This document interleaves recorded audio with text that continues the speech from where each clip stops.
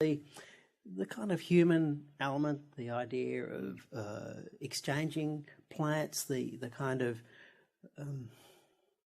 I guess the nature of gardeners are generally, I think, fairly generous sort of people. Yeah. They love exchanging plants. We're losing that culture, particularly with the kind of the television makeover syndrome, which is, very much the antithesis of that idea of communal gardening and sharing. And if you've got something, you might like to swap it with what I've got, and these plants that Ian's got in his garden that I know do well that I'd like to have. There's not a lot of that ethos that I see in contemporary gardening. There's not a lot of memories associated with a garden that takes 24 hours, 48 hours to establish, are there? No. And that is an important part of a garden, is the memories that are there. The cuttings you've got from, something or other, and from her garden, which no longer exists, and, you nurture that plant, and you might give some of it to someone else. And I have a friend who names every plant in her garden by who she got it from. So it's... And that traditionally has been a really important thing too, that there's a whole bunch of cultural historians who are interested in what do they call it? Gift exchange, or, in the early colonial period even, it was a very important way of, well, if I can give you, a bucket of apples or a posy of whatever, that could in some way be valued. And so how many apples or how many bouquets you're able to give away was almost a kind of a measure of social success, as well as just, imbuing people with an idea of sort of the humanity of gardening. And I look through, particularly the book in the exhibition, here's this great photo of husband and wife gardener, I assume. He's got a whole wheelbarrow full of pumpkins and turnips and swedes and tomatoes and cabbages. And then also upstairs is this sort of great poster from obviously the war era saying, join the army, grow your own vegetables. Who would ever have thought that the kitchen garden would ever become a trend? Yeah, well, certainly that. I was very pleased to find this poster. This is a Second World War poster.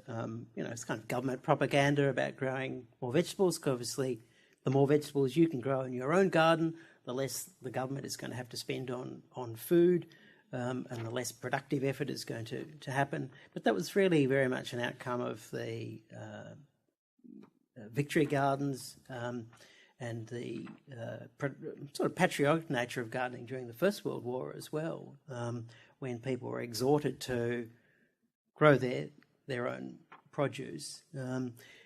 But really, the whole vegetable garden and productive garden thing, I think, has taken off, tremendously in the last few decades. I don't know if my colleagues would like to comment on that, but it seems to me that, if you ask younger people now about gardening, they immediately think of productive garden. They don't sort of think of the kind of gardens that, say, are, in Howard Tanner's exhibition upstairs. They think of produce.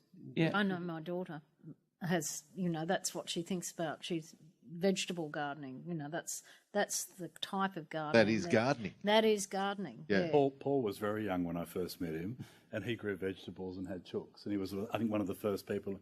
He was in his 20s, and I was thinking, well, it's a pretty goofy thing to do, but there was this sort of interest that has now grown exponentially through the community. Yeah, come together.